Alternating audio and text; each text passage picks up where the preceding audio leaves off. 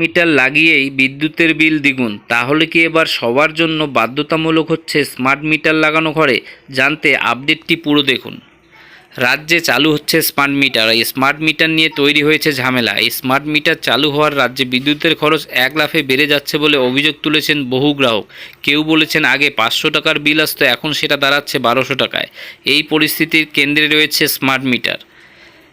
পশ্চিমবঙ্গের নৈহাটি, দুর্গাপুর, শিলিগুড়ি, মালদা, বাঁকুড়া সহ একাধিক জায়গা থেকে আসছে একটাই অভিযোগ, স্মার্ট মিটার বসানোর পর বিদ্যুৎ বিল বেড়েছে, অথচ ব্যবহার তো বাড়েনি।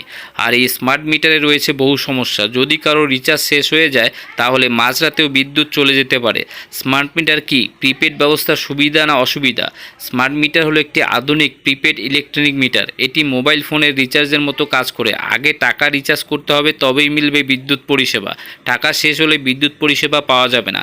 এছাড়াও এই মিটার প্রতি ঘন্টায় বিদ্যুৎ ব্যবহারের পরিমাণ সরাসরি বিদ্যুৎ দপ্তরে পাঠিয়ে দেয়, ফলে কারচুপি বা বিদ্যুৎ চুরি ধরা পড়ে সহজেই। বিদ্যুৎ দপ্তরের মতে এই স্মার্ট মিটার বসানোর প্রধান লক্ষ্য হলো ডিজিটালাইজেশন এবং বিদ্যুৎ চুরি রোধ। তবে সাধারণ মানুষের জন্য এটি একটি সমস্যার কারণ হয়ে দাঁড়িয়েছে।